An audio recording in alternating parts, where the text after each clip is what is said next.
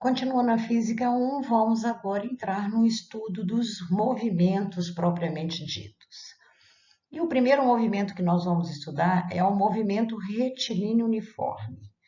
Aqui nós vamos comparar a posição do carro na trajetória, a velocidade que ele possui em relação ao tempo do movimento. Vamos lá. Primeiro, uma análise: o que é o movimento retilíneo uniforme? O movimento retilíneo uniforme é um movimento feito numa trajetória reta com uma velocidade constante, ou seja, a velocidade não muda de valor, não muda de direção e não muda de sentido. Então, dessa maneira, a gente tem em intervalos de tempos iguais, o corpo percorre a mesma distância. Vamos analisar a figura aqui, ó. O movimento iniciou em t igual a zero, ou seja, no instante 0 segundos. Em 1 segundo, ele andou de 60 até 80, ou seja, ele andou 20 metros. De 1 segundo até 2 segundos, ele andou mais 20 metros, de 80 até 100.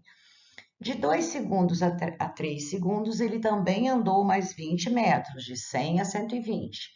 Ele percorreu distâncias iguais em intervalos de tempos iguais. Isso significa que ele possui uma velocidade constante. Esse movimento, na realidade, é muito difícil de existir, a não ser no espaço. Por quê? Quando a gente anda de carro, é comum você pisar no freio, pisar no acelerador, virar uma esquina, subir uma lombada, descer uma lombada.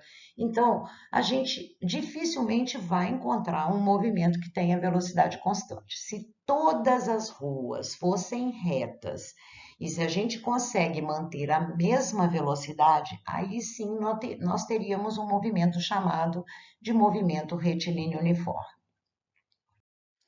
Para se estudar um movimento, a gente precisa conhecer a trajetória desse movimento.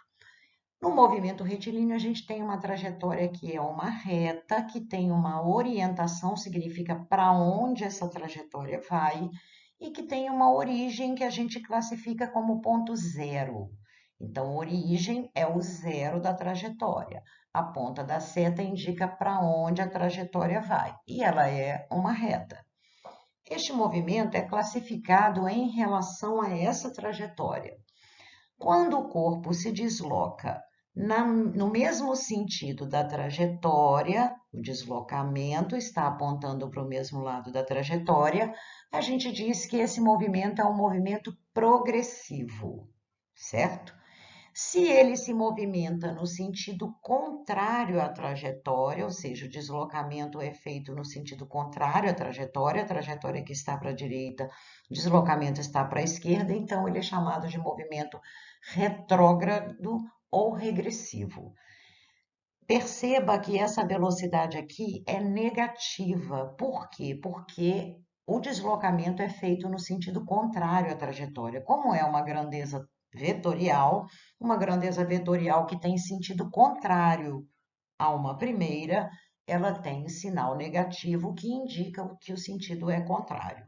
Entendido? Então, o fato da velocidade ser negativa não significa que o corpo não está se deslocando. Ele tem velocidade, essa velocidade pode ser alta, pode ser baixa, só que ela tem um sinal negativo que indica sentido contrário. Este movimento vai ter uma função horária. Essa função ela faz o quê? Ela relaciona todas as posições do corpo na trajetória em relação à velocidade que ele tem, ao espaço inicial e ao tempo do movimento. Então, vamos ver a função horária do movimento. Essa função diz que a posição final ou a posição num instante qualquer, vamos considerar esse aqui, ela depende da posição inicial mais o tempo que o corpo andou. Então, vamos ver. A posição final depende da posição inicial e do tempo do movimento, ok? É uma função de primeiro grau. Vamos nomear cada uma dessas grandezas. S é a posição final do movimento. S0 é a posição no início do movimento. V é a velocidade e T é a duração do movimento ou intervalo de tempo do movimento analisado. Todo movimento, ele é representado por uma equação matemática, por uma tabela ou então por um gráfico. Como não temos necessidade de analisar uma tabela agora, porque para isso a gente teria que dar valores à velocidade, vamos ver qual é a representação gráfica. A equação matemática, a gente viu no slide anterior, é uma função matemática de primeiro grau, onde a gente tem uma variável dependente, que é o espaço, uma variável independente, que é o tempo, e um valor constante para a velocidade. O gráfico da velocidade, como ela não tem variação, será uma reta paralela ao eixo do tempo. Acima do eixo do tempo, se o movimento for progressivo, ou seja, velocidade positiva, abaixo do eixo do tempo, se o movimento for retrógrado, ou seja, velocidade negativa, e sobre a linha do tempo, se o corpo está em repouso. O gráfico de velocidade por tempo, que indica repouso, tem uma linha em cima do eixo do tempo, o que indica que só o tempo está passando, mas o corpo não está se movimentando. A área entre a reta do gráfico e o eixo do tempo, essa área dessa figura aqui, ela é numericamente igual ao deslocamento ΔS.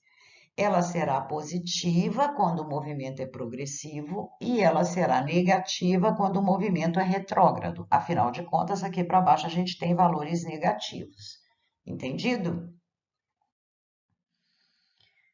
A função horária, que é de primeiro grau, tem a sua representação gráfica. Agora nós temos uma variação de espaço. No gráfico anterior, a gente não tinha variação de velocidade, porque a velocidade é constante, mas o espaço varia ao longo do movimento. Como essa função é de primeiro grau, o gráfico será representado por uma reta inclinada. Essa reta será inclinada para cima se o movimento for progressivo. Olha bem, indica que o corpo está se deslocando no mesmo sentido da trajetória. Agora, no eixo vertical, eu tenho a trajetória, no eixo horizontal, eu tenho um relógio. Para a construção desse gráfico, lembre-se que você vai colocando os intervalos de tempo aqui e tem que combinar esses intervalos de tempo com as posições ocupadas pelo corpo ao longo da trajetória.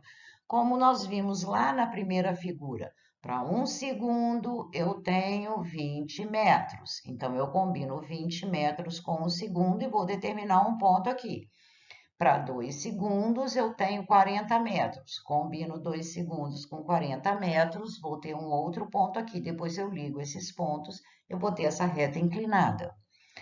A reta será inclinada para baixo se o movimento for retrógrado. Indica que o corpo está se movimentando no sentido contrário à trajetória. A trajetória está orientada aqui para cima no gráfico e o corpo está se movimentando no sentido contrário à trajetória. Quando o corpo está em repouso, eu terei uma reta paralela ao eixo do tempo. Por quê? Porque só o tempo está passando e a posição do corpo não está mudando. Posição final coincide com a posição inicial. Neste gráfico, a gente não calcula a área. Quais as grandezas que a gente pode destacar no gráfico? O deslocamento ΔS, que é a diferença entre S menos S0, tanto para o movimento progressivo quanto para o movimento retrógrado. Eu terei um ΔS aqui, nesse caso negativo, porque eu farei S menos S0. Como S é menor que S0, vai dar negativo automaticamente. Esse movimento é retrógrado. E aqui eu faço S menos S0. Como S é maior do que S0, então eu vou ter um deslocamento positivo. Outra grandeza que a gente pode destacar no gráfico é a velocidade, que é representada pela inclinação dessa reta. Quanto mais inclinada estiver a reta, maior será o valor da velocidade. Como que a gente calcula essa velocidade? Pela taxa de variação da função, que é essa inclinação aqui. Eu vou dividir o ΔS pelo ΔT, certo? E isso representa a taxa de variação da função, que é a velocidade. Para finalizar o estudo de movimento retilíneo uniforme, vamos analisar o encontro de dois corpos. Agora, nós vamos considerar que eu tenho dois corpos andando na mesma trajetória retilínea. Que condições são necessárias para que aconteça um encontro entre eles, ou mesmo que um passe pelo outro? São necessárias duas condições. No instante do encontro, eles têm que estar na mesma posição e isso tem que acontecer no mesmo instante. Ninguém encontra com ninguém num lugar diferente e nem num horário diferente. O encontro é na mesma posição e no mesmo instante. Eu posso determinar esse encontro igualando as funções horárias dos dois corpos, já que eles vão ter que estar na mesma posição no instante do encontro. Então, ó, aqui foi uma ultrapassagem, então no instante da ultrapassagem, os dois estavam na mesma posição e era o mesmo instante. Se eles estiverem andando em sentidos contrários, o instante do encontro também será determinado pela mesma posição e mesmo instante. Cada um desses corpos tem uma função horária. Eles tinham uma posição inicial, eles tinham uma velocidade. Eu faço uma função horária para um, o A, para o B, colocando as grandezas que estão envolvidas no movimento dele, para o A, as grandezas que estão envolvidas para o movimento dele, e depois eu vou igualar as duas funções horárias. Acontece que a gente pode facilitar essa análise de encontro de dois corpos. Em vez de eu igualar as funções horárias, eu posso usar a velocidade relativa. O que é a velocidade relativa? Se eu tenho dois corpos se movimentando na mesma trajetória, a velocidade de um em relação ao outro será chamada de velocidade relativa, que eu calculo fazendo VA, que é o que tem a maior velocidade, menos VB. Se ele estiver se aproximando, essa velocidade relativa vai dar um valor positivo. Se ele estivesse afastando, ou seja, se o B tivesse uma velocidade maior que a do A, eu teria VA menos VB e ia dar uma velocidade negativa, significa que acontece um afastamento. Se eles estiverem andando no mesmo sentido, eu vou usar a mesma fórmula para determinar a velocidade relativa. Eu vou fazer VA menos VB. Só que aqui, como o VB tem movimento de sentido contrário, a velocidade dele é negativa. Então, menos com menos vai dar mais. Andando no mesmo sentido, a velocidade relativa será a subtração. Andando em sentidos contrários, a velocidade relativa será a soma. Como que eu vou calcular o instante do encontro ou da ultrapassagem usando a velocidade relativa? Primeiro, eu vou determinar a velocidade relativa. Depois, eu vou pegar a fórmula da velocidade, aquela que nós estudamos lá na cinemática, ΔS sobre ΔT, e vou substituir no lugar da velocidade o valor da velocidade relativa. No lugar do ΔS, eu vou colocar a distância entre os dois, a distância inicial entre os dois, tanto para movimento de mesmo sentido, quanto para movimento de sentido contrário. Eu vou pegar a distância entre os dois e vou colocar no lugar do ΔS relativo. E vou achar o instante do encontro. Se precisarmos achar a posição do encontro, a gente pega esse instante do encontro e substitui na função horária que a gente viu no slide anterior, de cada um deles. Aí você vai achar a posição do encontro. Pode substituir na função horária de um ou de outro. Já as ultrapassagens, a gente analisa utilizando a mesma fórmula da velocidade relativa, o mesmo cálculo de velocidade relativa, só que agora levando em consideração o tamanho dos corpos. Porque quando você tem um carro ultrapassando o outro, você não precisa levar em consideração o tamanho dele, porque o tamanho não vai influenciar no estudo desse tempo de ultrapassagem ou para o instante do encontro. Quando você tem corpos que têm dimensões que vão interferir na análise desse tempo, aí você vai levar em conta o comprimento dos corpos, certo?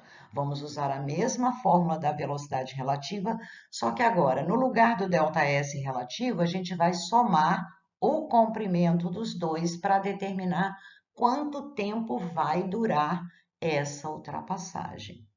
Entendeu? Lembre-se que para ultrapassar completamente um corpo, você precisa andar todo o seu tamanho e mais o tamanho dele.